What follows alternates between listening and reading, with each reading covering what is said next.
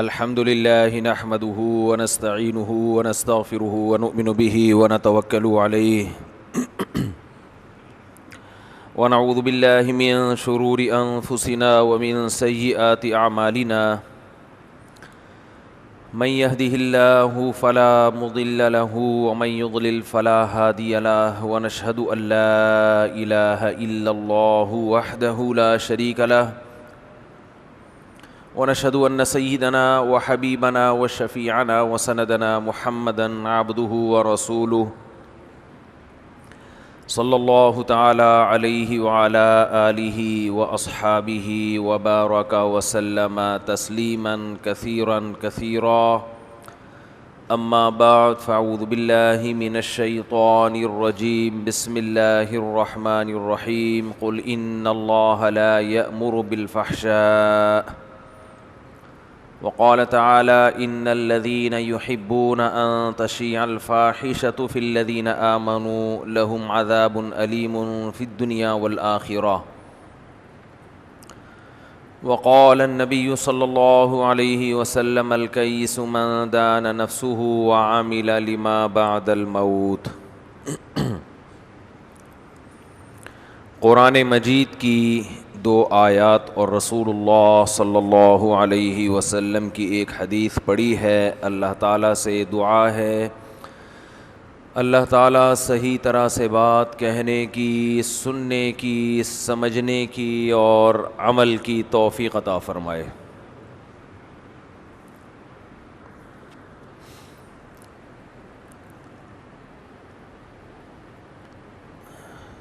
اللہ تعالیٰ نے ہمیں بنایا، پیغمبروں کو بھیجا، پیغمبروں کے ذریعے ہمیں بہت سارے احکام دیے، اور ان احکام کے بارے میں ہمیں یہ بتایا کہ تم آزاد نہیں ہو، تم کریٹڈ ہو، تمہیں پیدا کیا گیا ہے، تمہیں کھلایا جا رہا ہے، نہ تم اپنی مرضی سے آتے ہو نہ اپنی مرضی سے جاتے ہو۔ آسمان سے رزق برس رہا ہے تمہارے لیے، یہ تمہاری مرضی سے نہیں ہے۔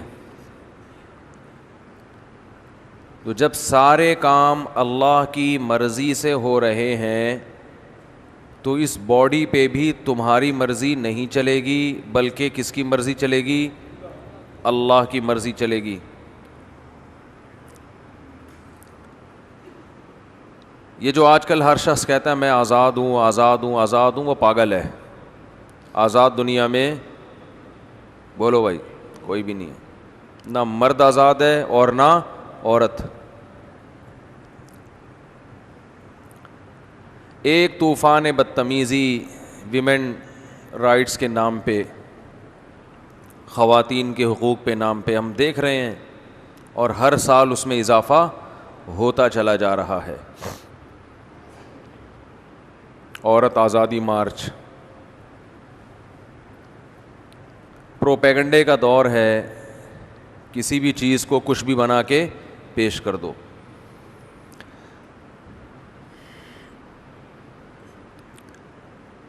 بیہودہ عورتیں، بے شرم عورتیں، جن کا کوئی اچھی فیملی نہیں ہوتی، بھنگن چمارن ٹائپ کی عورتیں، بھنگنیں، وہ ہمیں تہذیب سکھا رہی ہیں، ہماری خواتین کو حقوق سکھا رہی ہیں۔ میں اکثر ایک بات کہتا ہوں کہ غریب ہونا برا نہیں ہے، سوچ کا غریب ہونا بہت برا ہے۔ غربت ایک عیب نہیں ہے۔ اگر غریب ہونا کوئی عیب کی بات ہوتی، بری بات ہوتی، تو تمام پیغمبروں کے سردار سید الانبیاء محمد صلی اللہ علیہ وسلم غریب اور مسکین نہ ہوتے۔ لیکن سوچ کا غریب ہونا یہ بہت بری بات ہے، بہت بولو بری بات۔ سوچ کا غریب پتہ ہے کسے کہتے ہیں؟ پتہ ہے؟ ایک تو انڈے والے برگر کی میں نے مثال دی تھی، وہ میں بار بار نہیں ریپیٹ کروں گا, آ گئی ہے تو دے ہی دیتا ہوں کہ زنگر کے پیسے ہیں, کھاتا کیا ہے, انڈے والا برگر. یہ کیا کہتے ہیں اس کو, سوچ کا, بول لو نا, غریب. ملازمین کو تنخواہ بہت تھوڑی دینا جبکہ آپ کی کمپنی کی ارننگ ٹھیک ٹھاک ہے, اس کو کیا کہتے ہیں, سوچ کا غریب. مسجد کمیٹیوں کے پاس چندہ بھی آ رہا ہے ٹھیک ٹھاک, امام اور مؤذن کو تنخواہیں کیا دیتے ہیں, بعض مسجدوں میں ہوتا ہے ایسا, بہت ترسا تھوڑی تھوڑی. امام اور مؤذن کے گھروں کے حال دیکھ لیں جا کے, پلستر گر رہے ہیں دیواروں سے. بھائی تم کون سا اپنی جیب سے کر رہے ہو, کچھ اچھا کھلا دو اس بیچارے کو, کچھ اچھی رہائش دے دو. آپ کہیں گے, نہیں کہیں گے آپ, چھوڑو, کیونکہ آپ کو کیا. تو بہت سی مسجدوں میں دیکھا ہے, میرا ایک رائے ہے کہ جس مسجد میں امام رہتا ہو اس مسجد میں جو درمیانے درجے کے ایک لائف اسٹینڈرڈ ہے, ایک متوسط گھرانے کا, کم از کم اس اسٹینڈرڈ کا گھر امام کو ملنا چاہیے. میں یہ نہیں کہہ رہا بہت مالدار بہت غریب, اس علاقے میں جو درمیانے طبقے کی رہائش جس اسٹینڈرڈ کی ہے وہ اسٹینڈرڈ کم از کم امام کو دینا چاہیے اور مؤذن کو. اور مؤذن اور امام کی سلیکشن میں بھی بہت سوچ سمجھ کے سلیکشن کرنی چاہیے. بہت سی جگہوں پہ تو قبضے چل رہے ہیں, جس نے قبضہ کر لیا اس کی مسجد ہے, چاہے وہ امامت کے قابل ہے یا نہیں ہے. جس نے قبضہ کر لیا وہ مؤذن ہے, چاہے وہ مؤذن بننے کے قابل ہو یا نہ ہو. تو سلیکشن میں احتیاط سے کام لینا چاہیے. اچھا امام, اچھا مؤذن, پھر تنخواہیں خاندانی ہونی چاہیے. لیکن مساجد کی انتظامیہ, جو یہ والی انتظامیہ اور جو میرا بیان سن رہے ہیں ان کے علاوہ کی بات کر رہا ہوں, انتہائی لچڑ ہوتے ہیں اس معاملے میں, لچڑ پنے کی انتہا تک پہنچے ہوئے ہوتے ہیں. پتہ نہیں وہ چندوں کا کر کیا رہے ہوتے ہیں, مجھے سمجھ میں نہیں آتا. تنخواہیں دیتے ہوئے جان نکلتی, اچھی تنخواہیں دیتے ہوئے اس انتظامیہ کی, یا وہ لوگ جو یوٹیوب پہ انتظامیہ بیان سن, اس کی بات نہیں کر رہا میں, پہلے بتا دوں, ٹھیک ہے نا, یہاں حساب صحیح ہے, یہ پہلے بتا دوں میں. کہیں یہ بولیں گے یار یہ باتوں میں ہمیں, ہاں ہر انتظامیہ میں کچھ لچڑ قسم کے لوگ ہوتے ہیں, ان کو ایسا لگتا ہے جیسے اپنی جیب سے دے رہے ہیں. ٹھیک ہے, وقف سے بھی ایک احتیاط ہے, لیکن ایک شخص کی بنیادی ضرورتیں تو پوری کرو. اماموں کی تنخواہیں دیکھو 10-10 12-12 ہزار, رکشے والا کما لیتا ہے زیادہ. تو یہ اس طرح کی جو مساجد کی انتظامیہ ہوتی ہیں وہ کیا ہوتی ہیں, وہ غریب نہیں ہے بلکہ سوچ کی غریب, سوچ غریب ہے. ان کو تکلیف ہوتی ہے کہ کوئی اچھا کھا لے, اچھا کھا لے تو کیا ہوتی ہے, تکلیف. اچھا یہاں جب بھی بات آتی ہے تو میں یک طرفہ بات نہیں کرتا, جو غلطی مساجد کے امام کرتے ہیں اس کو بھی ہائی لائٹ کرنا چاہیے. سب نہیں کرتے, بعض امام. چندے کا سیٹ اپ, پیسے کا معاملہ جہاں بھی آئے گا, اسلام کہتا ہے لکھت پڑھت ہونی چاہیے, ایک ایک پائی کا حساب ہونا چاہیے. سورہ بقرہ کی جو سب سے طویل ترین آیت ہے, اس آیت میں اللہ تعالی نے پیسوں کے معاملات کو لکھنے کا حکم دیا ہے, حافظے پر اعتماد کرنے کی اجازت نہیں دی ہے. یہ وہ لکھت پڑھت ہے جو دو بندوں کے درمیان خرید و فروخت کا معاہدہ ہو, حالانکہ اس کی اہمیت اتنی زیادہ نہیں ہے. لیکن آپ جو چندہ کرتے ہیں, جو وقف ہے, جو آپ کا ذاتی نہیں ہے, جس میں بہت احتیاط کا حکم ہے, چاہے وہ مدرسے کا چندہ ہو, چاہے وہ مسجد کا چندہ ہو. مدرسے کا چندہ غریب مسکین طلبہ کے لیے, تو یہ جو وقف کے اموال ہوتے ہیں اس میں بہت زیادہ اسلام احتیاط کا حکم دیتا ہے. اس کو لکھنا پڑھنا, اس کا آڈٹ ہونا, اس کا حساب و کتاب ہونا انتہائی زیادہ ضروری ہے, انتہائی ضروری. ایک ایک پائی کا حساب دینا پڑے گا. کسی مدرسے کے محتمم سے اگر آپ پوچھیں کہ یہ اتنی بڑی گاڑی آپ کے پاس کہاں سے آئی اور اس کے پاس اس کا جواب نہ ہو, اس کو نکال دینا چاہیے. اس گاڑی کا حساب تو کہاں سے آئی آپ کے پاس, یہ گھر آپ کے پاس کہاں سے آیا. اگر اس کے پاس کوئی ریزن نہیں ہے, وہ اپنا کاروبار شو نہیں کرتا, وہ اپنی ارننگ شو نہیں کرتا, تو یہ کہنے کا کوئی حق نہیں ہے کہ تم کون ہوتے ہو مجھ سے پوچھنے والے. آج کل یہ چل رہا ہے مارکیٹ میں. کیوں نہیں ہوتے بھائی؟ آپ اہل محلہ ہیں, آپ کے محلے میں مدرسہ ہے, کوئی بھی دکان کھول کے نوٹ چھاپنا شروع کر دے. بہت مشکل ہے بات سمجھانا, بہت مشکل ہے. مسجد کا امام اگر چندہ کرتا ہے رسید کٹے گی, وہ پورا جواب دے کہ یہ پیسے کہاں گئے. بعض مسجدوں میں مانتا ہوں اکثر امام ایسے نہیں ہوتے, الحمدللہ نیک ہوتے ہیں, لیکن بعض جگہ ایسا بھی ہوتا ہے کہ مسجدیں اور مدرسے دکانیں بن چکے ہیں. لوگ داڑھی پگڑیاں دیکھ کر اعتماد کر رہے ہیں. پیسے دے, 4 یتیم بچے لا کے رکھ لو, ان کے نام پہ بکرے لیتے رہو, کھاتے رہو. کس کو کیا پتا کہ 10 بکرے ہم سے پہلے بھی ایک بندہ دے کر گیا ہوا ہے, اتنے لاکھ روپے ہم سے پہلے بھی ایک بندہ دے کر گیا ہوا ہے. وہ آپ سمجھ رہے ہو تو میں پہلا آدمی ہوں جو ان بچوں کو کھلا رہا ہوں. آپ کو کیا پتا ان سے پہلے 4 دیگیں غائب ہو چکی ہیں. نہیں آ رہی سمجھ میں؟ تو جیسے جا رہے ہو چلتے رہو. حرام کھلاؤ لوگوں کو اور مستنڈے بناؤ, حرام کھلا کے ٹھوسو ان کے اندر. غصہ آتا ہے کیونکہ جب دیکھتے ہیں یہ کرپشن. ہمارے مدارس میں الحمدللہ خیر غالب ہے. میں آپ کو مدرسوں سے بدگمان نہیں کر رہا, لیکن دنیا میں 100% صحیح کوئی بھی نہیں ہوتا, درست کوئی ادارہ نہیں ہے.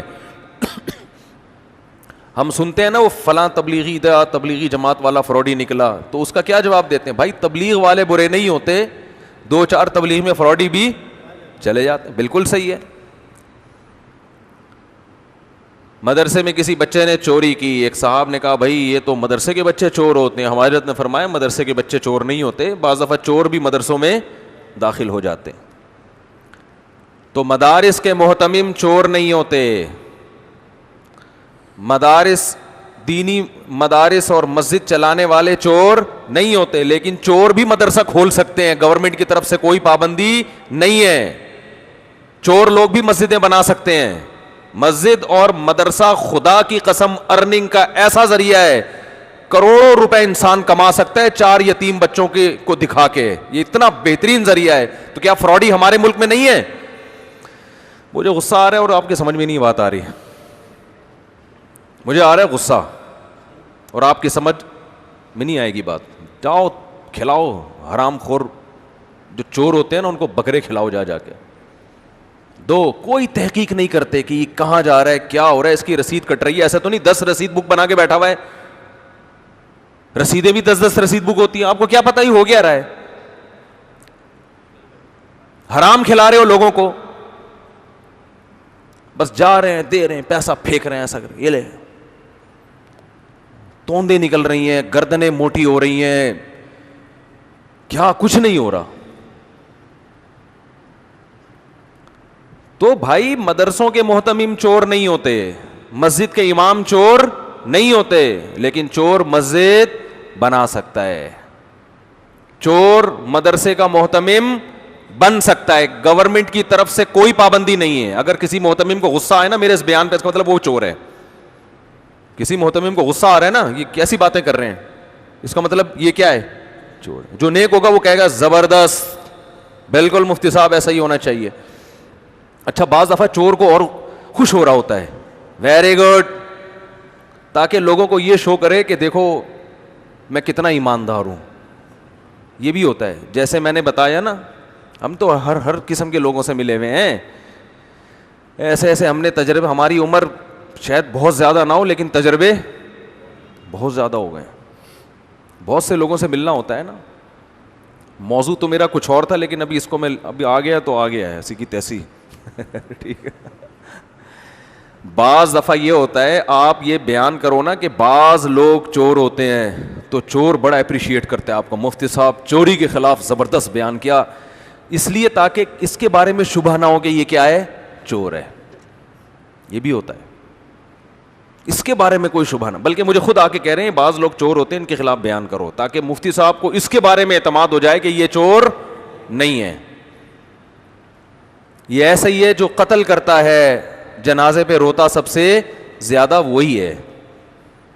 تبھی میں بار بار کہتا ہوں جو بہت زیادہ رو رہا ہو نا, مجھے اس کے بارے میں شبہ ہوتا ہے. میت پہ جو بہت رو رہا ہوں, مجھے, میں نہیں کہہ رہا بدگمان نہیں ہو رہا, لیکن شیطان وسوسہ دل میں ڈال دیتا ہے اسی نے مارا ہے. صحیح بات ہے, اتنا کیوں رو رہا ہے بھائی, تو اتنا کیوں رو رہا ہے, نارمل رو جیسے سارے رو رہے ہیں بیٹھ کے. تو بہت زیادہ رو رہا ہے. حضرت حکیم الامہ بڑے بزرگ تھے, ان کے پاس ایک شخص آیا مرید بن کے نا, ایسے تواضع سے بیٹھ گیا. بھائی ایک علماء کا احترام ہوتا ہے, نارمل طریقے سے آؤ, عزت احترام سے بیٹھو, بس ٹانگیں نہ پھیلاؤ ان کے سامنے, بس ہو گیا کہ احترام اتنا کافی ہے. وہ کچھ زیادہ ہی ایسے جھکا جا رہا ہے. حکیم الامہ نے ڈانٹ دیا اس کو, بولا تو کیا مجھے فرعون بنانے آیا ہے, اتنا ادب کر رہا ہے, ایسے جھکا جا رہا ہے جیسے میں تیرا, یعنی میں اپنی ورڈنگ جیسے میں تیرا کیا ہوں کہ تو خدا ہوں, کوئی بھگوان ہوں تیرا, میں کوئی معبود ہوں. آرام سے بیٹھو جیسے سارے بیٹھے ہوئے ہیں. تو یہ جو اتنی تواضع اختیار کر رہا ہے نا, یہ شوبازی کے لیے ہوتی ہے نا بھائی. نارمل جیسے سب جتنا احترام دیتے ہیں علماء کو, آئیں تمیز سے بیٹھ جائیں. اتنا ہی جھکائی جا رہا ہے, اس کا مطلب یا تو یہ ایجنسی کا آدمی ہے, ہاں خفیہ ایجنسی کا ہے, انکوائری کے لیے آیا ہے, پکڑوانے کے لیے آیا ہے, اور شو یہ کر رہا ہے کہ میں آپ کا بہت زیادہ عقیدت مند. ایسے لوگوں سے ہمارے بھی واسطے ہوئے ہیں. بہت زیادہ عقیدت, میرا جھوٹا پی رہا ہے اور جو پلیٹ میں کھانا بچ گیا اس کو انگلیوں سے چاٹ رہا ہے. اتنے تو آج بیٹا باپ کا ایسا احترام نہیں کر رہا ہوتا. تو کیوں ایسا کر رہا ہے بھائی. تو میں اس آدمی سے ہوشیار ہو جاتا ہوں کہ اللہ خیر کرے, اللہ خیر کرے. اتنی عقیدت کرو بھائی جتنی افورڈ کر سکتے ہیں. جیسے وہ ایک آدمی کو بھولنے کی بیماری تھی نا, سرٹیفکیٹ لے کے گھوم رہا تھا ڈاکٹر کی طرف سے کہ مجھے بھولنے کی بیماری ہے, لہذا بھولے سے دوسروں کی بیویوں کو اپنی بیوی بولتا تھا. وہ جب پکڑا جاتا تو سرٹیفکیٹ دکھا دیتا, بھائی ڈاکٹر کی طرف سے مجھے سرٹیفکیٹ ملا ہوا ہے کہ میں بھول جاتا ہوں. تو لوگ کچھ بھی نہیں کہتے یار اب بھولے سے. کسی نے کہا تو کبھی اپنی بہن کو غلطی سے, اپنی بیوی کو بھولے سے تو نے بہن بولا ہے؟ بھائی ہم اتنا بھولتے ہیں جتنا افورڈ کر سکیں. جواب دیتا ہے اتنا بھولتے ہیں جتنا برداشت کر سکتے ہیں, برداشت سے زیادہ نہیں بھولتے ہم. سمجھ رہے ہو کہ نہیں سمجھ رہے؟ تو کیا کہہ رہا تھا میں, جو ابھی بھولنے پر بات آئی وہ کہاں سے ہے؟ ہاں, تو جو اتنی عقیدت کر رہا ہے نا, انگلیاں چاٹ رہا ہے اور آپ کا تھوک زمین پہ نہیں گرنے دے رہا, وہ صحابہ کی عقیدت تھی. آج اتنی عقیدت لوگوں کو اپنے باپ سے نہیں ہوتی جس نے اتنے احسانات کیے. وہ پیر و مرشد سے کہاں سے ہو گئی؟ یا تو وہ بہت جاہل ہے یا یہ کہ 2 نمبر آدمی ہے. تو نارمل رہنا چاہیے, نارمل. بس ملو آرام سے, السلام علیکم, 2 ہاتھوں سے ملو. یہ جو حدیث میں آتا ہے ایک ہاتھ سے مصافحہ, وہ ایک ہاتھ نہیں ہے, وہ دونوں ہاتھ ہیں, کیونکہ ہاتھ اس میں جنس ہے. جیسے قرآن میں آتا ہے نا, ان السمع والبصر والفؤاد, دل سے بھی سوال ہوگا, آنکھ سے بھی سوال ہوگا, کان سے بھی. تو دونوں آنکھوں سے ہوگا, یہ ایک آنکھ سے ہوگا؟ دونوں آنکھوں سے. تو بخاری کی جو حدیث ہے نا, ہاتھ سے مصافحہ کیا, وہ ہاتھ اس میں جنس ہے کہ اس سے مراد دونوں ہاتھ ہیں. اور ویسے بھی یہ عجیب سی بات ہے کہ نبی کا ایک ہاتھ ہو اور عبداللہ بن مسعود کا بھی ایک ہاتھ ہو. عقیدت محبت میں نبی صلی اللہ علیہ وسلم ایک ہاتھ بڑھائیں اور عبداللہ بن مسعود وہ بھی ایک ہاتھ. یہ صحابہ کی محبت کا بھی تقاضا نہیں ہے. ایک ہاتھ سے مصافحہ بھی جائز ہے, لیکن بڑے کا ادب کیا ہے کہ 2 ہاتھ سے مصافحہ کیا جائے. تو حدیث میں ایسی کوئی صراحت نہیں ہے کہ وہ ایک ہی ہاتھ تھا, ید تھا. ید اس میں جنس ہے.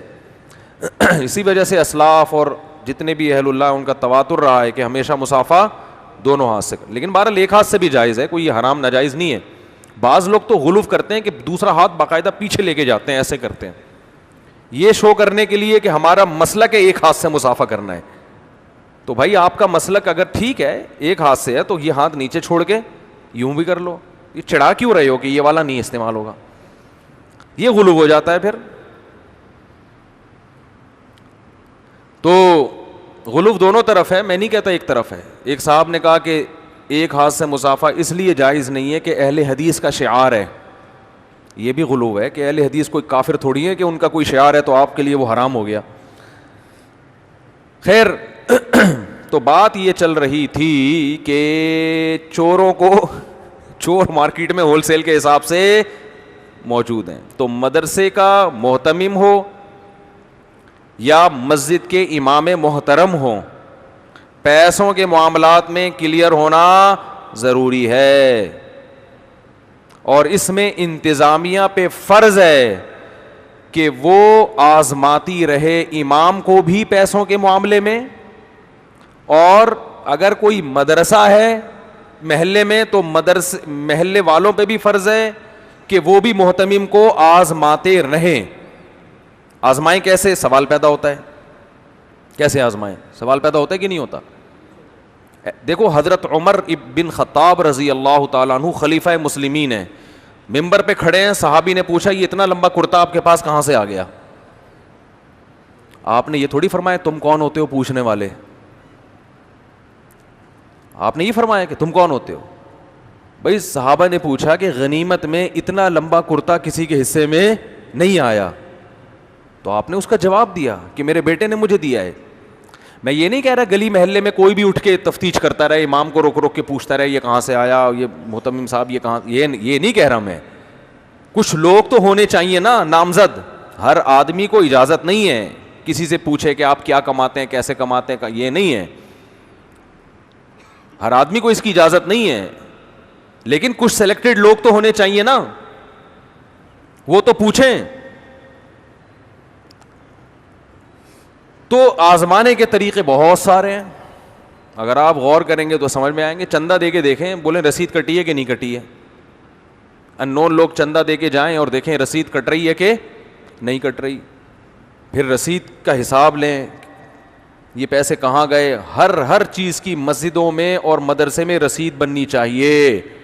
جیسے بینکوں کا نظام ہوتا ہے نا, اس سے زیادہ مسجد اور مدرسے کا نظام اسٹرانگ ہونا چاہیے. بینکوں میں کوئی ٹرانزیکشن ایسی ہے جس کا ریکارڈ نہ ہو. یار بولو کیا ہو گیا بھائی, کوئی 5 روپے 20 سال پہلے بھی کسی بینک سے آپ حساب لینا چاہیں نا, بینک جواب دے گا آپ کو. 5 روپے بھی بینکوں میں دائیں سے بائیں نہیں ہوتے. عام جو بینک ہیں, جو کمرشل بینک ہیں, جو سودی بینک ہیں, ان میں تو خرید و فروخت نہیں ہوتی, بس قرضے کی ٹرانزیکشن ہوتی ہے.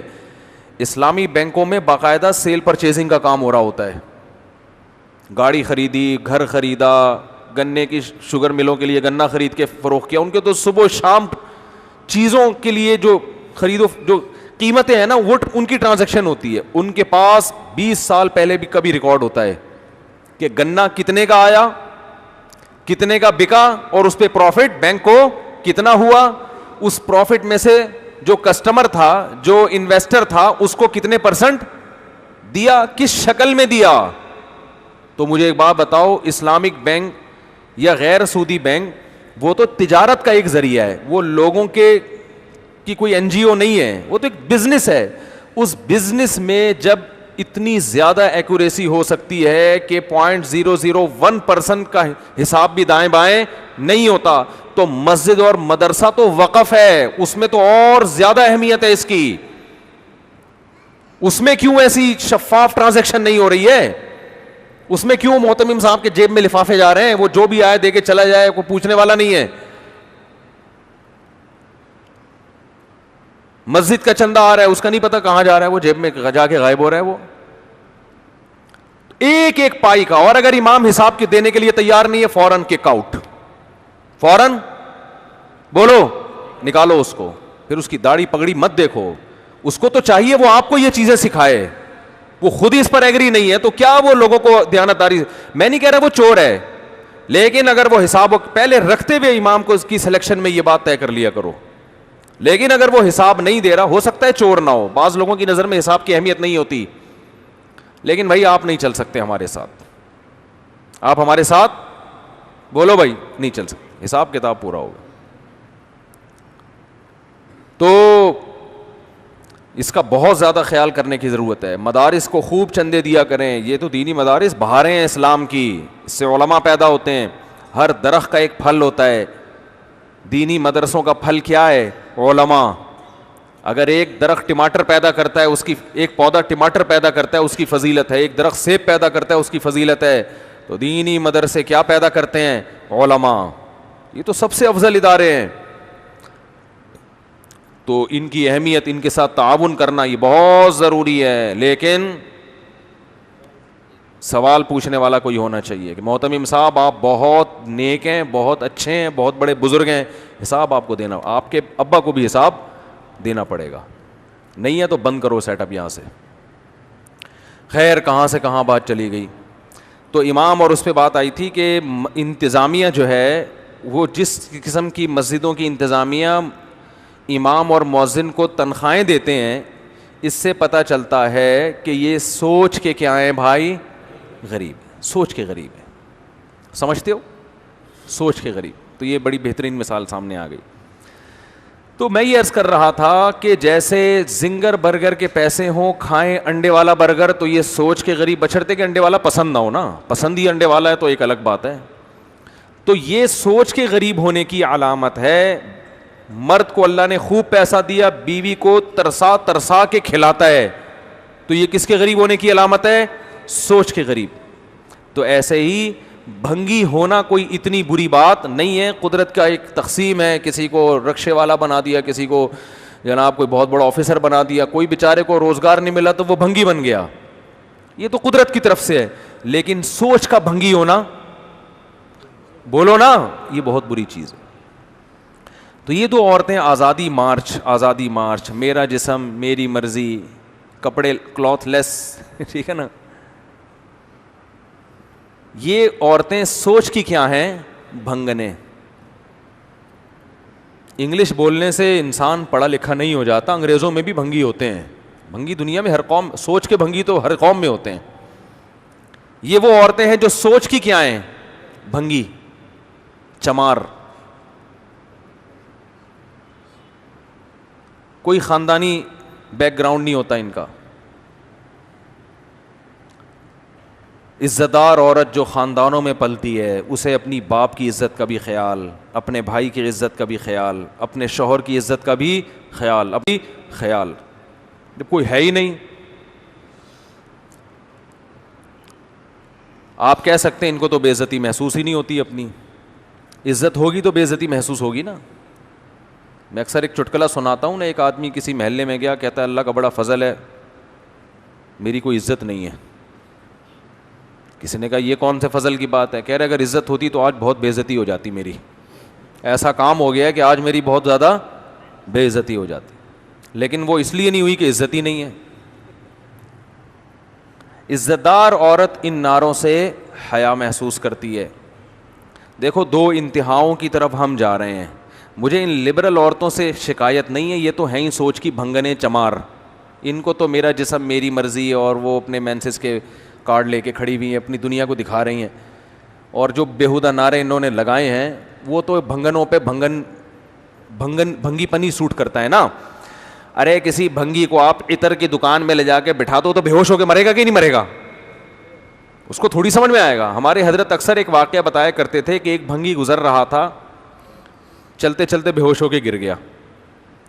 اب لوگ اس کا گلا دبا رہے ہیں, کوئی چھینٹے مار رہا ہے, اس کو ہوش ہی نہیں آ رہا. بڑی ٹینشن کہ اس کو ہوا کیا ہے. اس کے بھائی کو فون کیا, اس نے جائزہ لیا تو بتایا کہ وہ عطر کی دکان سے خوشبو کی لہر آئی ہے, جس کی وجہ سے بے ہوش ہو گیا. لہذا وہیں گٹر سے کچھ تھوڑی سی گندگی لے کے اس کے ناک کے قریب رکھی, ایک دم وہ ہوش میں آیا, فریش, بالکل فٹ فاٹ. تو انسان جس ماحول میں رہتا ہے نا اسی ماحول کا عادی ہو جاتا ہے. ہفتوں نہیں نہاتے. جب نہاتے ہیں تو نیچے والی آپا کہتی ہیں بہن سہند ہو رہی ہو کیا؟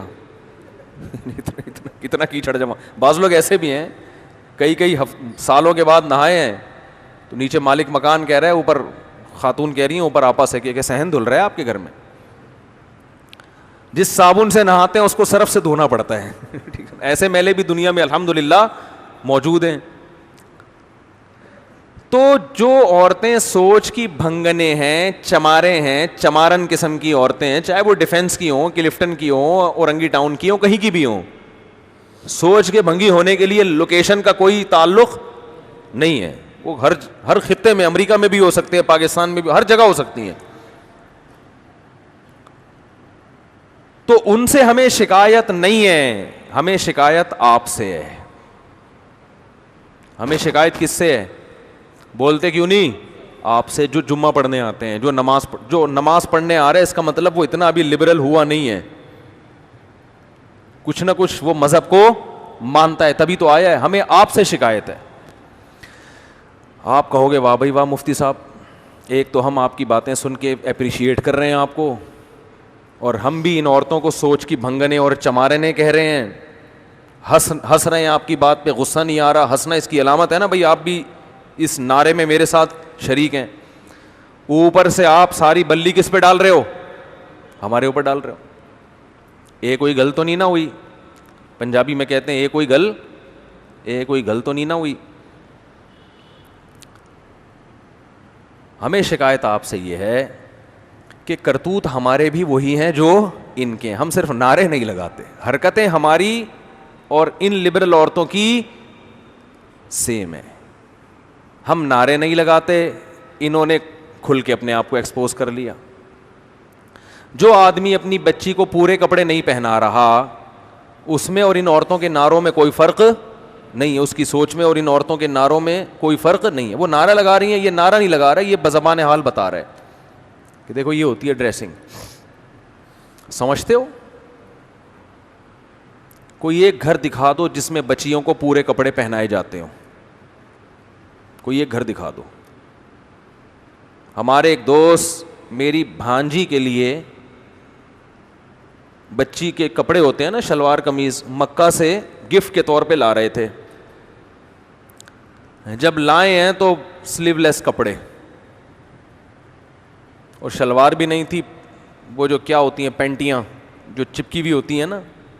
ہم نے کہا یار آپ یہ گفٹ ہماری بھانجی کے لیے یہ کیسا گفٹ لے کر آئے, یہ کپڑے تو ہم بچیوں کو نہیں پہناتے. کہتے ہیں پورے مکہ میں مجھے کوئی ڈھنگ کے کپڑے بولو نہیں ملے. یہ مکہ کا حال ہے.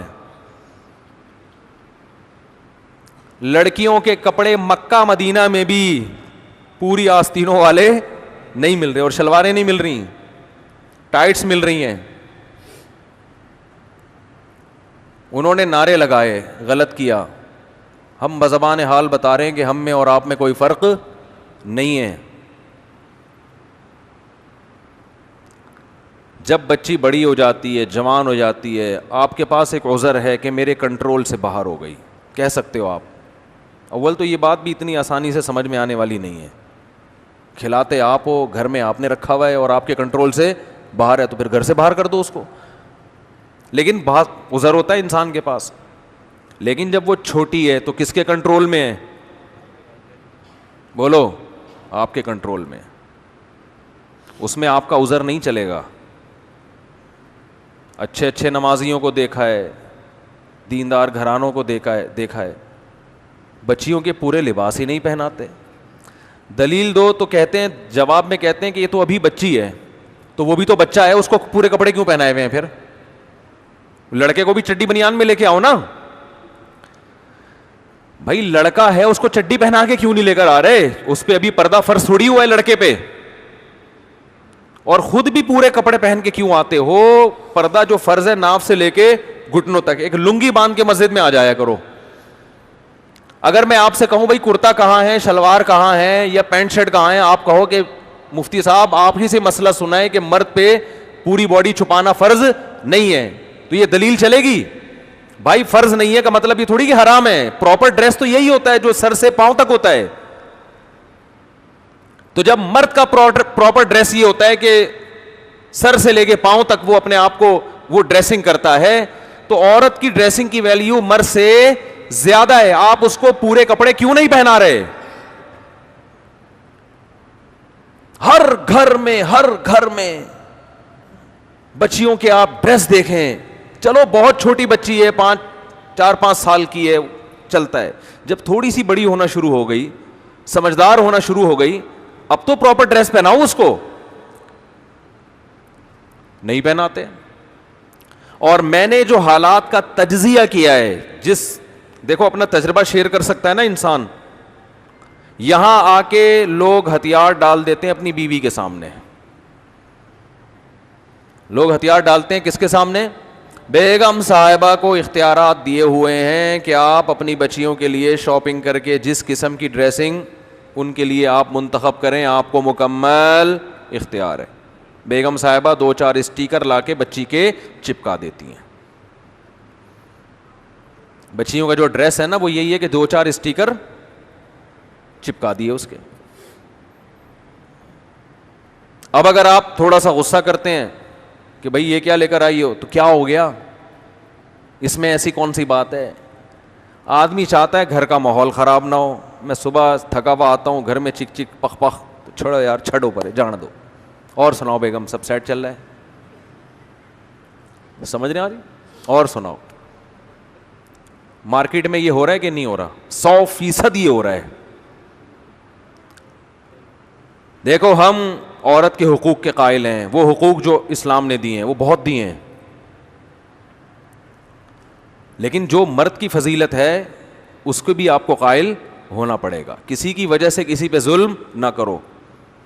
فقہا جو اسلام جانتے ہیں وہ بہت سمجھے ہیں, وہ فرماتے ہیں بالرجال من الغیرۃ ما لیس بالنساء, مرد میں اپنی بیٹی کے بارے میں جو غیرت ہوتی ہے وہ ماں میں نہیں ہوتی. آپ اپنی بچی کو سلیو لیس کپڑے پہنائیں گے, ادھورے کپڑے پہنائیں گے, تو ماں کو اتنا غصہ نہیں آئے گا جتنا غصہ آپ کو آنا چاہیے. آپ مرد ہیں, آپ مردوں کی شرارتیں سمجھتے ہیں, آپ غیرت کا مطلب اس سے زیادہ سمجھتے ہیں. تو آپ گھر میں کیوں بھیگی بلی بن جاتے ہو بھائی؟ لبرل عورتیں یہ پتہ کیا کہتی ہیں, ہم کیوں مانے مرد کی, شوہر کی مانے کیوں ہم؟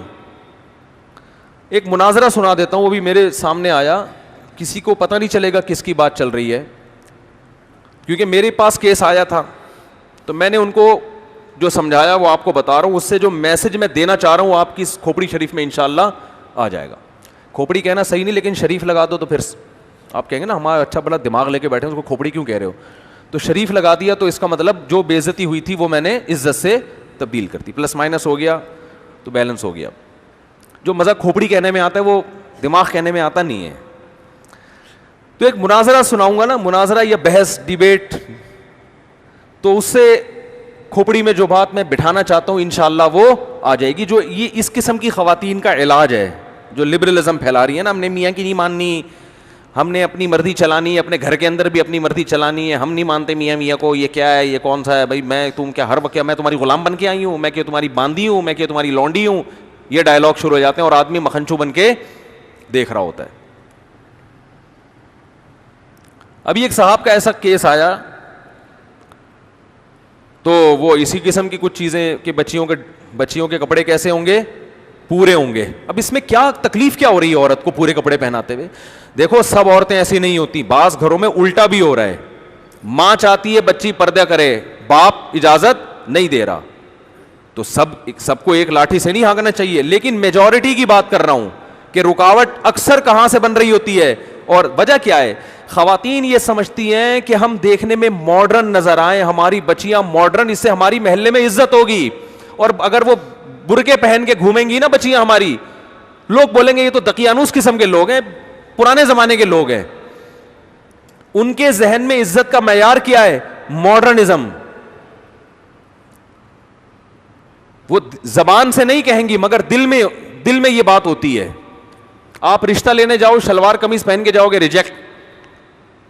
آپ چڈی بنیان میں جاؤ گے تو کیا ہوگا؟ پہلے پینٹ شرٹ میں جاؤ گے تو فوراً.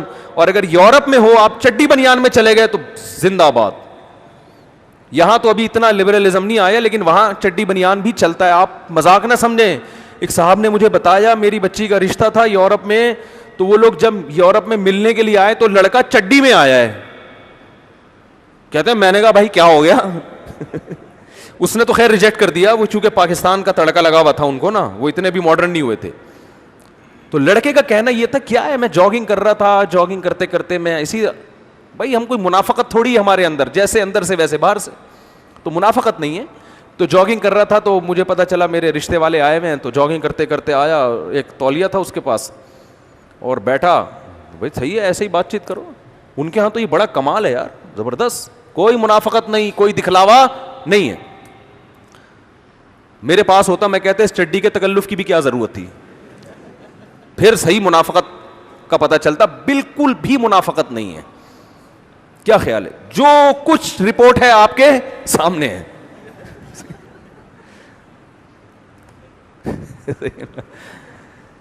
تو ان کے ہاں ڈریسنگ وریسنگ کا کوئی اتنا بڑا مسئلہ میرے بھائی نہیں ہے. تو کہ یار ایک تو دماغ میرے کھوپڑی نا گھوم بہت رہی ہوتی ہے. تو وہ میرے پاس ایک مسئلہ آیا کہ بھائی وہ بچی کو پورے کپڑے پہنانا چاہتا ہوں, بیگم صاحبہ کیا ڈال رہی ہیں اس میں رکاوٹ, کہہ رہی ہیں نہیں اسکرٹ پہنے گی اور یہ سلیو لیس کپڑے پہنے گی اور وہی جو فٹنگ کے کپڑے ہوتے ہیں. نہیں نہیں نہیں, ہم نے کوئی یہ تھوڑی شو کرنا ہے ہماری بچی, وہ دل میں ہوتا ہے ان کے کہ ہم ماڈرن لگیں. پھڈا چل رہا ہے میاں بیوی کا. میرے پاس کیس آیا تو بیگم صاحبہ میاں سے کہہ رہی ہیں کہ میں مولویوں کو نہیں مانتی, میں مولاناؤں کو نہیں مانتی.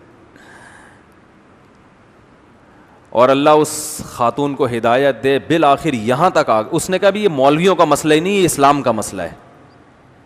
یہ کس کا مسئلہ ہے, یہ اسلام کا ہے. بالآخر وہ کہنے لگی میں تمہارے اسلام کو نہیں مانتی. یہ بھی آج کل جرت اور دلیری پیدا ہو رہی ہے. تو میں نے اس آدمی سے کہا, میں نے کہا اب تو مسئلہ ہی حل ہو گیا. اب کیا ہو گیا مسئلہ؟ اچھا وہ بار بار وہ ویمن رائٹس سے بڑی متاثر تھیں کہ پاکستان دقیانوس ملک, سعودی عرب دقیانوس, اصل آزادی عورت کو کہاں ہے, یورپ میں, امریکہ میں وہ ہیں. یہ تو ایسے ہی تم مولویوں کے ساتھ اٹھتے بیٹھتے ہو, تمہاری حرکتیں ہو گئیں. تو میں نے بہت سمجھایا, میں نے کہا اگر آپ اپنے بچی کو شوہر اللہ کے کہنے پہ نہیں, تو شوہر کا بھی تو کچھ حق ہے نا, وہ آپ کو گھر دیا ہوا ہے, رینٹ دے رہا ہے, وہ خرچہ دے رہا ہے آپ کو, وفا کر رہا ہے آپ کے ساتھ. تو اگر وہ اتنی اس کی خاطر تھوڑی سی قربانی دے لو تو کیا جا رہا ہے. نہیں جی میں ایسے اسلام کو, بالآخر یہاں تک ان کے جب لفظ آئے نا کہ میں ایسے اسلام کو نہیں مانتی, تو میں غصہ نہیں ہوا. میں نے شوہر سے کہا مسئلہ ہی حل ہو گیا بھائی, اب تو لائف کو انجوائے کرو. ٹھیک ہے, میں نے کہا یہ اس ٹائپ کے اسلام کو نہیں مانتی, یہ وہ والا اسلام مانتی ہیں جو امریکہ اور یورپ میں چل رہا ہے, اس ٹائپ کا جو لبرلزم ہے نا. میں نے کہا اس ٹائپ کے اسلام میں گرل فرینڈ بوائے فرینڈ ہیں, میاں بیوی کا سیٹ اپ بہت دیر سے ہوتا ہے, 40 45 50 سال کے بعد. اور آپ ابھی ینگ ہیں تو آپ نے جلدی شادی کی ہے, تو آپ کو یہ رائٹ ہے کہ آپ اس خاتون کو کیا کر دیں, چھوڑ دیں. آپ اس کو آپ کہہ سکتے ہیں کیسے الٹے الٹے مشورے دے رہا ہوں میں, مجھے پتہ ہے نہیں چھوڑیں گے اتنے آرام سے. میں نے کہا کہ محترمہ سے میں نے اس کے میاں سے کہا کہ اس محترمہ کو کہیں کہ آپ جو پیڑے کھا رہی ہو نا اس گھر میں بیٹھ کے, یہ ان کا والا اسلام ہے جس کی وجہ سے یہ پیڑے مل رہے ہیں. ان کا والا اگر نہیں ماننا, ان کا والا ماننا ہے, تو پھر اس میں عورت کو پیڑے بولو نہیں ملتے, پھر پیڑے نہیں ملتے. ان میں سب سے پہلا یہ ہے کہ آدھا خرچہ آپ کا ہوگا, آدھا کس کا ہوگا, مرد کا ہوگا. آدھے آدھے پہ چلے گا حساب کتاب. بچوں کے اسکول کی آدھی فیس آپ دو گی, آدھی کون دے گا, آپ کا مکھنچو یہ جو بیٹھا ہوا ہے مکھنچو ہی تو ہے بیچارہ, آدھا کون دے گا, یہ دے گا. تو خواتین اس پہ ایگری ہو جاتی ہیں, کوئی مسئلہ نہیں, ہم جاب کریں گے اور ہمیں آزادی مل جائے گی. کریں آپ جاب, آدھا آپ کریں. بات ابھی یہاں ختم نہیں ہوئی ہے. خواتین کہتی ہیں ہم جاب کر کے اگر مرد کے کندھوں سے ہماری ذمہ داری ختم ہوگی تو غلامی بھی تو ہماری ختم ہوگی نا. یعنی اس کو بڑا اپریشیٹ کیا جاتا ہے, بھائی عورتیں جاب کریں, وہ کمائیں اپنا, تاکہ مردوں کی جو غلامی میں ہم جکڑے ہوئے ہیں اس غلامی سے ہم کیا نکل جائیں, آزاد ہو جائیں. حالانکہ یہ غلامی نہیں ہے, ماتحت ہونا الگ چیز ہے, غلام ہونا الگ چیز. آپ جب جاب کرو گی تو اس باس کی بھی تو غلام بنو گی آپ.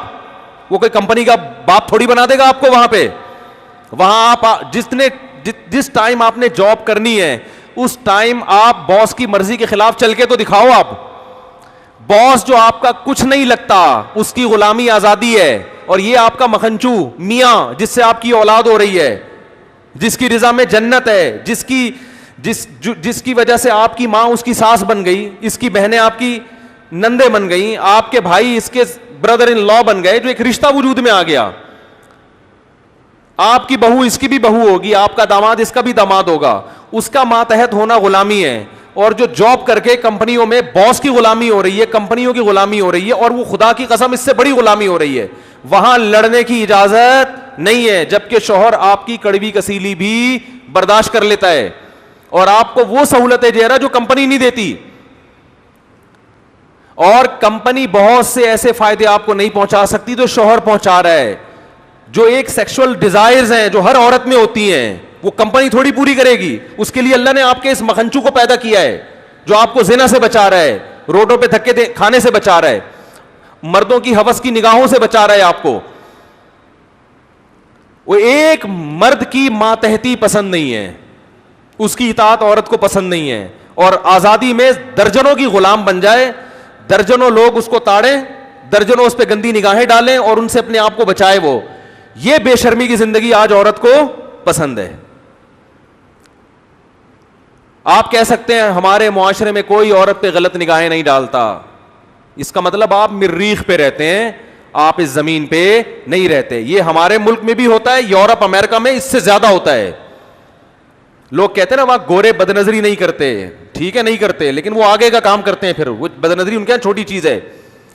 میں کنٹری کا نام نہیں لیتا, ہمارے رشتے دار نے بتایا کہ میں نے یورپ میں ایک انتہائی خوبصورت لڑکی دیکھی, ذہنی توازن کھو چکی تھی. کہہ رہے میں نے تفتیش کی, پتہ چلا کہ اس کا اتنا ریپ ہوا ہے کہ اس کا دماغی توازن خراب ہو گیا ہے. ان کے ہاں یہ خبریں ہائی لائٹ نہیں ہوتی ہیں, ہمارے ہاں ایک چھوٹی سی خبر ہوگی وہ اخباروں کی زینت, ہمارے اپنے چینل اس کو اخباروں کی زینت بناتے ہیں. تو آپ پتہ نہیں احمقوں کی جنت میں رہتے ہو, میرا خیال ہے. بہت کچھ ہوتا ہے, اب تو ویڈیوز وائرل ہونے لگی ہیں, عورت گھر کی چار دیواری میں محفوظ, اس کی عزت بھی, اس کو میاں چاہیے, اس کو اولاد چاہیے, یہ اس کی نیچر ہے, اس کا آلٹرنیٹ قدرت نے پیدا نہیں کیا. جاب اس کا آلٹرنیٹ نہیں ہے. باس اس سے محبت نہیں کرے گا, اس پر گندی نظریں ڈالے گا. استعمال دیکھو, باس کو اپنی سیکرٹری میں وہ پسند ہوتی ہے جو خوبصورت ہے, جو خوبصورت نہیں ہے وہ پسند نہیں ہوتی. جبکہ مرد کی بیوی خوبصورت ہو یا بدصورت ہو, وہ اس پر محبت کرنے پر مجبور ہے. کیوں؟ وہ اس کی بیوی بھی ہے, اس کے اماں کی بہو بھی ہے, اس کے ابا کی بہو بھی ہے, اس کے بھائیوں کی بھابھی بھی ہے, اس کے خاندان کا فرد ہے. خاندان کے فرد سے تعلق ختم کرنا آسان نہیں ہوتا, کیونکہ اس تعلق ختم کرنے میں اس لڑکی کا بھی پیچھے خاندان ہے جو اس کے بیک اپ پہ کھڑا ہوا ہے. بہت مشکل ہے بات سمجھانا, بہت مشکل ہے. اور میں ان لبرل خواتین سے کہتا ہوں, اگر میری تقریریں آپ کی سمجھ میں نہیں آتی کہ مولوی تو تھوڑے سے ٹریک سے ہٹے ہوئے ہوتے ہیں, کوئی بات نہیں, تھوڑی سی جوانی اپنی ڈھلکنے دو, پھر دیکھو آپ کے ساتھ ہوتا کیا ہے. یہ آپ کا باس اور آپ کے جو امپلائیز اور کلیگ ہیں یہ کیسے کھیلیں گے آپ کے ساتھ. نہیں آ رہی بات؟ تھوڑی سی جوانی ڈھلکنے دو آپ, پھر دیکھو آپ کے ساتھ فطرت انتقام کیسے لیتی ہے. آپ نے فطرت سے بغاوت کی ہے نا, آپ ذرا اپنی جوانی ڈھلکے گی, پھر دیکھو, پھر کوئی آپ کو لفٹ بولو نہیں کرائے گا. جاؤ اولڈ ہوم میں جا, اولڈ ہاؤسز جو بنے ہوئے ہیں نا, ان میں وہی بڈھیاں ہیں جو جوانی میں ڈانسر تھیں, جوانی میں لبرل تھیں. آج نہ ان کے بچے ان کو عزت دینے کے لیے تیار, نہ ان کے داماد ہیں, نہ اول تو اولاد ہی ان کے ایک ایک دو دو بچے ہوئے, تو نہ ان کے کوئی داماد ہیں, نہ ان کی بہویں ہیں, نہ پوتے ہیں, نہ نواسے ہیں. اور جو جوانی جس کی وجہ سے, میں نام لیتے لیتے شکر ہے میرے منہ سے نکل گیا, ان کے فون آیا کرتے تھے, مشہور ملک کے سیاستدان ہیں جن جو ٹھڑک میں مشہور ہیں, مشہور سیاستدان ہیں جو ٹھڑک میں کیا ہیں مشہور ہیں, نام ابھی شکر ہے نہیں آیا زبان پہ, پھر نکالنا پڑتا. تو ابھی ان کے فون آ رہے ہیں آپ کے پاس, ہر شخص فری ہونے کی کوشش کر رہا ہے. ذرا چہرے پہ تھوڑی سی لائنیں تو آنے دو, پلاسٹک سرجری سے وہ لائنیں ختم ہو جائیں گی. لیکن پتہ چلے گا کہ یہ سچی مچی کا حسن بولو نہیں ہے, یہ پلاسٹک سرجری ہے. کب تک چھپو گے پیڑوں کی آڑ میں, کبھی تو ملو گے لنڈا بازار میں.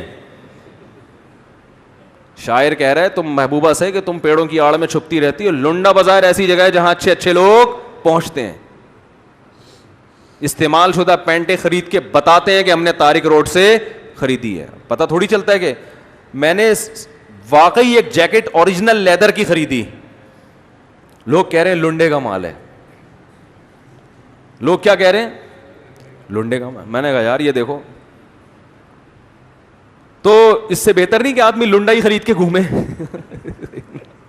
تو شاعر کہہ رہے کب تک چھپو گے پیڑوں کی آڑ میں, کبھی تو ملو گے لنڈا بازار میں. تو یہ جو لڑکیاں ینگ ہیں جو دوستیاں کر رہی ہیں یونیورسٹیوں میں, کالجز میں, ہم چیخ رہے ہیں کہ بھائی شادی کرو, دوستی مت کرو. نہیں جی ہم کیا ابھی بچے پیدا کر لیں, ابھی سے ہم بچے پیدا کر لیں.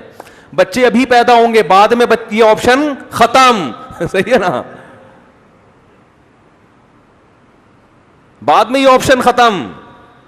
ابھی پیدا کر لو, ابھی گھر بس. اور بچے پیدا کرنے سے آپ شوہر کے خاندان میں سیو ہو جاؤ گی. شوہر بچوں کی وجہ سے آپ سے محبت کرے گا. وہ جو چسکے ہوتے ہیں نا شادی کے, وہ تو شروع کے 2-4 مہینے میں ویسے ہی ختم ہو جاتے ہیں. کسی نے کہا ہے کہ جتنی خوبصورت لڑکی ہو وہ اس وقت تک خوبصورت ہے جب تک آپ کی بیوی نہیں ہے. بیوی بن گئی تو اس کے علاوہ ساری عورتیں حسینہ ہیں, وہ نہیں ہے. خالی بیوی بننے کے بعد تو محبت اس لیے ہوتی ہے کہ آپ کے ابو کی بہو ہے, آپ کی امی کی بہو ہے, آپ کے بچوں کی ماں ہے, ایک فیملی بن جاتی ہے. تو میں لڑکیوں سے کہتا ہوں یونیورسٹیوں میں جو آپ لبرلزم کی طرف جا رہی ہو اور کوئی شوبز کی دنیا کی طرف جا رہی ہے, اڑا لو مزے, بہت جلد کوئی لنڈا بازار میں ملاقات ہو جائے گی. جب آپ کے چہرے پہ جھریاں آئیں گی تو ہم آپ سے ملیں گے, اب کیسا لگ رہا ہے بتاؤ. کاش آپ نے بروقت شادی کی ہوتی, کسی شوہر سے وفا کی ہوتی, اس کی کڑوی کسیلی سن لی ہوتی کہ گھر بسانے کے لیے برداشت کرنا پڑتا ہے, سن لی ہوتی تو آج آپ کی اولاد ہوتی, آپ کی بہویں ہوتی, آپ کے داماد ہوتے, پوتے نواسے ہوتے. ایک سعودیہ میں ہوتا ہے, ایک امریکہ میں ہوتا, ایک وانڈا موڑ پہ چلو گولے گنڈا بیچ رہا ہوتا, فون تو وہ بھی کرتا نا, امی کیسی طبیعت ہے, آپ خیریت سے ہیں, سنا ہے آپ کے گردے میں پتھری ہو گئی ہے, میں ٹینشن میں آیا ہوا ہوں. بچے فون کر رہے ہوتے. ہماری نانی اللہ ان کی مغفرت فرمائے ذرا سا بیمار ہوتی تھی پورے ملک اور دنیا سے فون آنا شروع ہو جاتے تھے.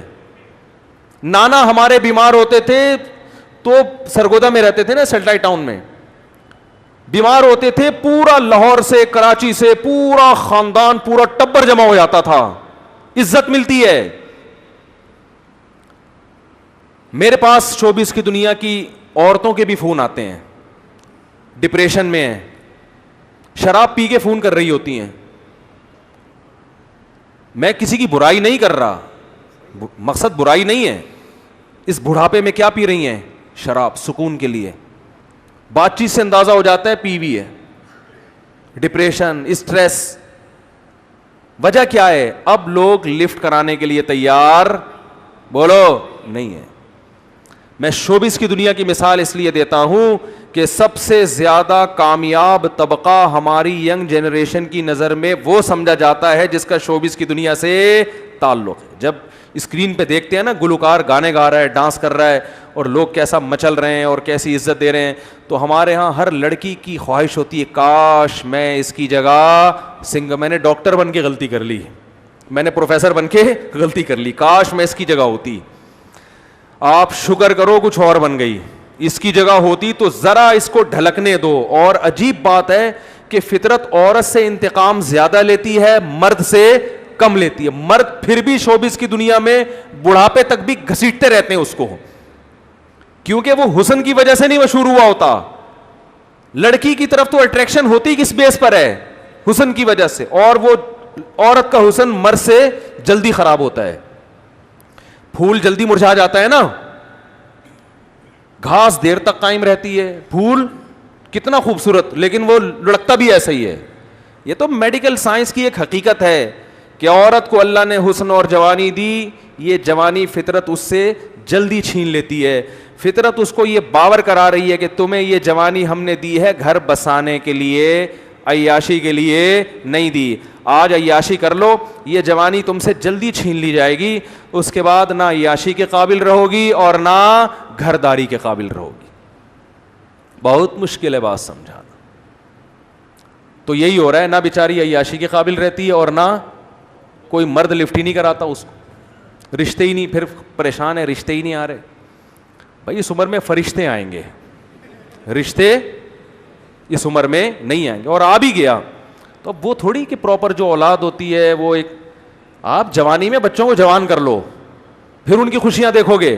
خدا کی قسم لا الہ الا اللہ, بچوں سے بڑی انٹرٹینمنٹ میرے خیال کے مطابق دنیا میں کوئی نہیں ہے.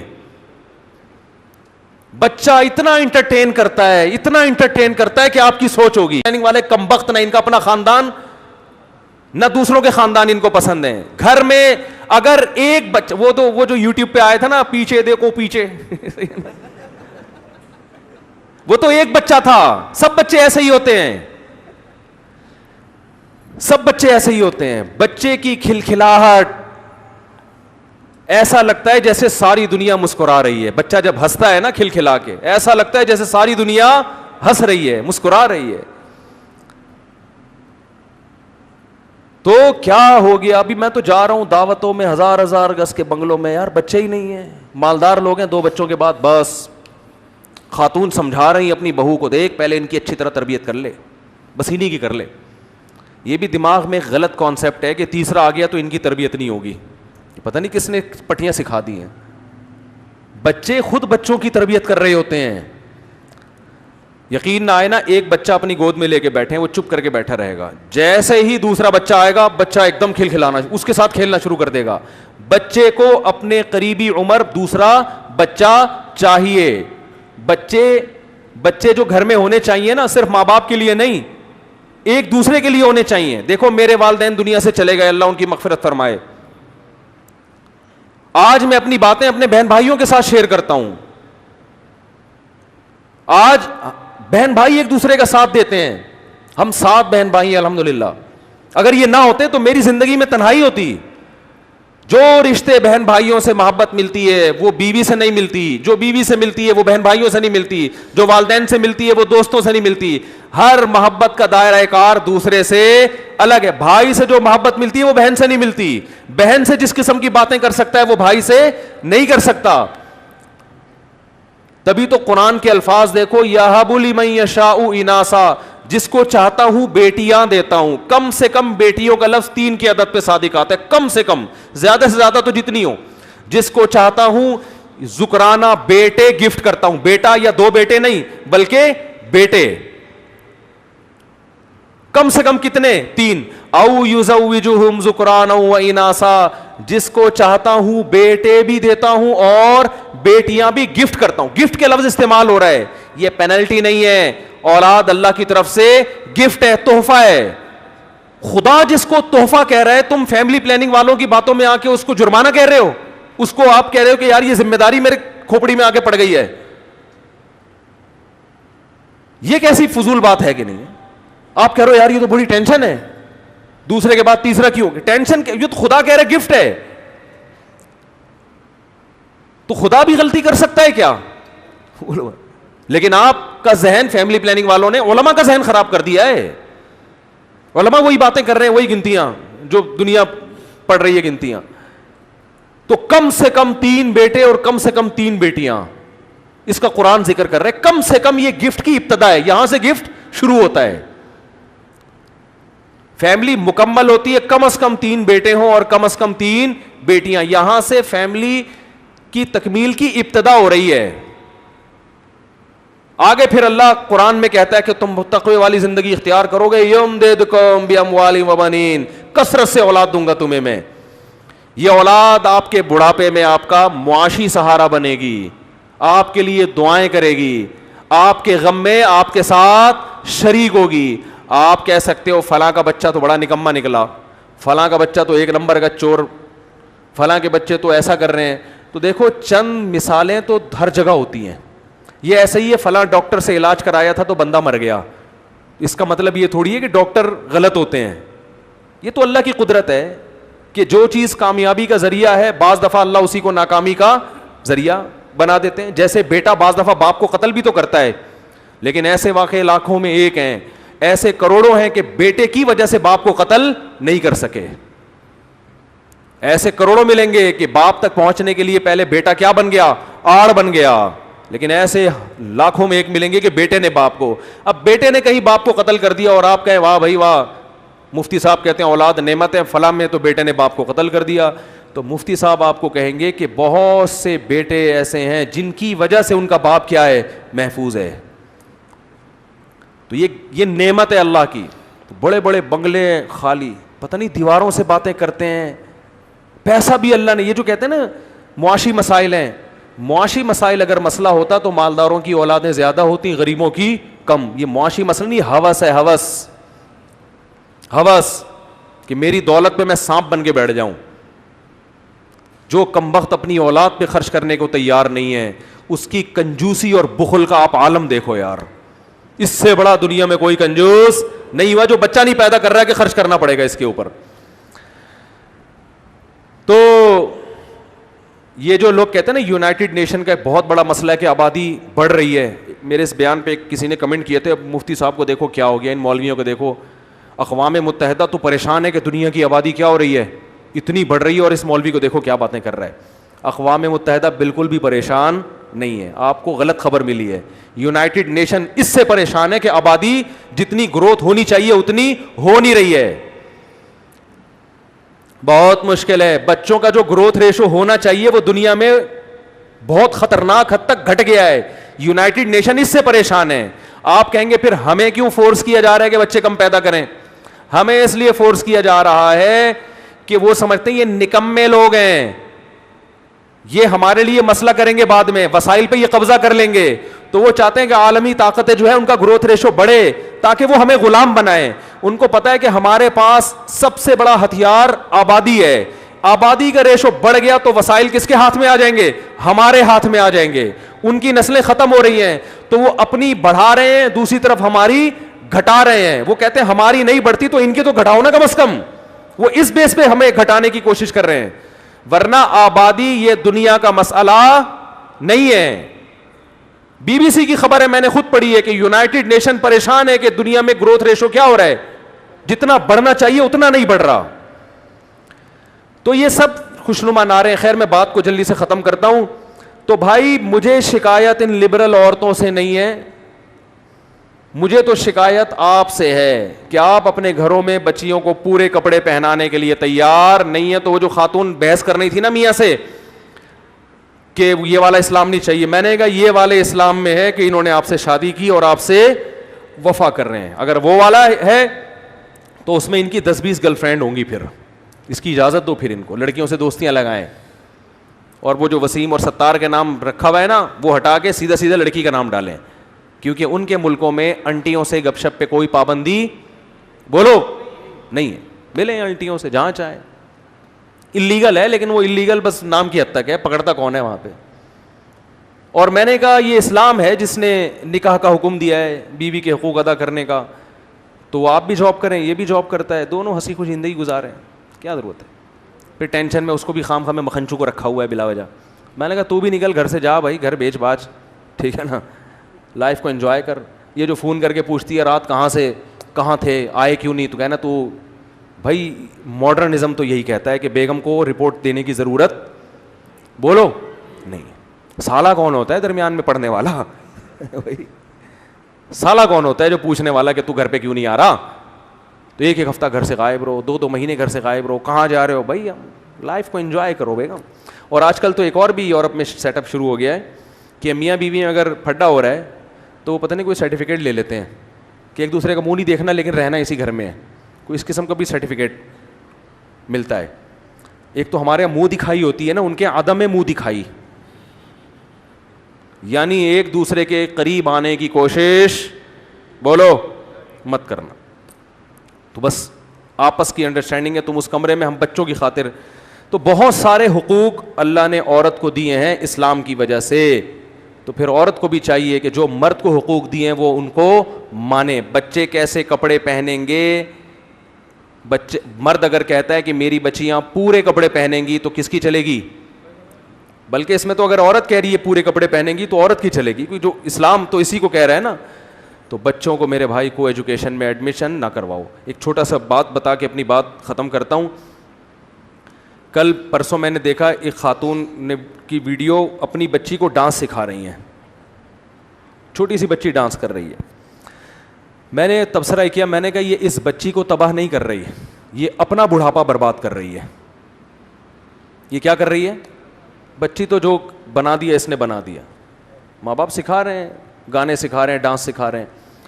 میں نے کہا یہ خاتون اپنا بڑھاپا کیا یہ اپنی جوانی بھی برباد کر رہی ہے. کل یہ بچی بڑی ہو کر اپنی ماں کی آنکھوں میں آنکھیں ڈال کے بات نہ کرے تو آپ میرا نام بدل دینا, کیونکہ جب اس کو ڈانس سکھا دیا اس کا مطلب اس میں حیا آپ نے, شرم آپ نے ختم کر دی. شرم ایسی چیز ہے جو آپ کو ماں باپ کے سامنے بولنے نہیں دیتی. حیا ایسی چیز ہے کہ آپ اپنے باپ کے سامنے اور ماں کے سامنے اونچی آواز سے بات نہیں کرتے. جب آپ اپنی بچی کو بچپن سے یہ انٹرٹینمنٹ سکھا رہی ہو تو یہ بچی آپ سے تمیز سے بات نہیں کرے گی. شاید لاکھوں میں کوئی ایک کر لے, یہ دماغ سے نکال دو. یہ گلے میں پرس لٹکائے گی, امی کو ٹاٹا کرتی ہوئی چلی جائے گی, امی میں جا رہی. بندہ آیا ہوا ہے بائک لے کے, کافی دیر سے کھڑا ہوا ہے. قائد اعظم کے مزار پہ میں نے اسے ٹائم دیا تھا, یہ ہوگا, یہ تو ہوگا, یا آپ اس کو ہلکا نہ سمجھیں. وہ کہے گی امی میں نے قائد اعظم کے مزار پہ ٹائم دیا ہوا تھا, وہ گھنٹے سے بیٹھا ہوا ہے, اس نے بندہ بھجوا دیا ہے, بلکہ خود چل کے آ گیا ہے. بلکہ یہ بھی بڑی بات ہے, امی بیٹھک کھلوائیں, بندے کو بٹھائیں اندر. کیونکہ جو شوبز کی دنیا ہے سب برے نہیں ہوتے, لیکن ماحول اسی طرف جا رہا ہے. فیوچر یہی ہے. میں نہیں کہہ رہا جو بھی شوبز کی دنیا میں وہ غلط ہے, یہ ہرگز الزام نہیں لگا رہا میں, لیکن جو نئی جنریشن جب آئی ہے نا, جب یہ اس تک پہنچے گی تو یہ سب کچھ ہو چکا ہوگا. تو آپ کو ٹاٹا کرے گی, وہ کہے گی آپ میری زندگی میں انٹرفیئر نہ کریں. تو ماؤں کو خدا کی قسم چیختے ہوئے دیکھا ہے میں نے, سر دیواروں سے مارتے ہوئے اپنی زندگی میں دیکھا ہے ہم نے کہ کیا ہو رہا ہے. ایک ماں اپنی بچی کو ڈانٹ رہی تھی کہ خاموش ہو جاؤ, بچی جواب میں کہتی آپ خاموش ہو جاؤ, اور گھر کی دیوار چار دیواری سے باہر, اور پھر ماں جو پھوٹ پھوٹ کے روئی ہے, میں خود سن رہا تھا اس کی آوازیں, اور سر دیواروں سے مارتی ہیں مائیں, کہتی یہ ہم نے شیطان جنا ہے, کیا جنا ہے. نبی صلی اللہ علیہ وسلم نے فرمایا قرب قیامت میں تلید الامۃ ربتہا, عورت اپنے آقا کو جنے گی. عورت جس بیٹی کو جنے گی وہ بیٹی اس ماں پہ حکومت کرے گی. خدا کی قسم ہم اپنے خاندانوں میں اس کا تصور نہیں کر سکتے تھے کہ میں اپنے باپ سے کہوں کہ آپ چپ ہو جاؤ, یا میں اپنی ماں سے کہوں کہ آپ چپ ہو جاؤ. مجھے یاد نہیں پڑتا کہ میں نے کبھی اپنی ماں سے یہ کہا کہ آپ چپ ہو جاؤ, مجھے یاد نہیں پڑتا. میں نے کبھی اپنے باپ سے یہ کہا کہ آپ, ہمارے والد نے ہمیں ہینٹروں سے مارا بھی ہے, پائپوں سے مارا ہے, ہم نے کبھی اپنے باپ کو الحمدللہ دھمکی, ہم کوئی بہت نیک نہیں ہے, ہم کوئی بہت نیک نہیں ہے, لیکن ہمارے باپ نے ہمیں ناچ گانے اور ڈانس نہیں سکھایا, اس نے ہمیں مذہب سکھایا, اس کی برکت تھی. ہم نے اپنے باپ سے مارے کھائیں, اپنی ماں سے مارے کھائیں, کبھی ہم نے اپنے باپ اور اپنی ماں کو تانا نہیں دیا. ہم تو اس کو سمجھتے تھے ہم تو مر جائیں گے جیتے جی اگر ہم اپنے باپ کو تانا دے دیں, ماں کو تانا دے دیں. آج ہم حیران ہوتے ہیں کیسے اپنی ماں کی آنکھوں میں آنکھیں ڈال کے کہہ رہی ہے کہ آپ چپ ہو جاؤ. ایک بیٹی اپنے باپ سے کہہ رہی ہے آپ گھر سے نکل جاؤ. آپ کہہ سکتے یہ کوئی بڑا جملہ, آپ کے لیے بڑا جملہ نہیں ہے, میرے لیے تو بہت بڑا جملہ ہے بھائی, میرے لیے تو بہت بڑا جملہ ہے. میری اولاد اگر مجھے یہ کہہ دے کہ آپ گھر سے نکل جاؤ, میں تو مر جاؤں گا جیتے جی. میں تو اس کو کان سے پکڑ کے نکال دوں گا گھر سے باہر کے, دفع ہو جاؤ یہاں سے. پتہ نہیں باپ کیسے برداشت کر رہی ہے یہ تانے, ماں کیسے برداشت کر رہی ہے. یہ وہ لبرلزم ہے جس کی طرف آپ اپنی اولادوں کو چلا رہے ہو. یہ صرف اسٹیج پہ آپ کو مسکراتے ہوئے نظر آتے ہیں, گھروں میں ان کی مسکراہٹیں بولو نہیں ہوتی. یہ دوستوں کے ساتھ مسکراتے ہیں, یہ گرل فرینڈ کے ساتھ اچھا سلوک ہوتا ہے, یہ اپنے باپ اور اپنی ماں کے ساتھ اچھے نہیں ہوتے. ان میں اکثر, سب کی بات نہیں کر رہا میں. تو آپ اپنی بچی کو ڈانس سکھاؤ, لیکن کل پھر یہ توقع نہ رکھنا کہ یہ آپ سے تمیز سے بات کرے گی, اور یہ آپ کے اس احسان کا بدلہ بھی نہیں مانے گی جس کو آپ احسان سمجھ رہے ہو. اللہ سے دعا ہے کہ ان بھنگنوں اور چمار عورتوں سے اللہ ہمیں نجات دے, اور ہمیں اس بھنگی پن سے بچنے کی اللہ توفیق عطا فرمائے. وما علینا الا البلاغ.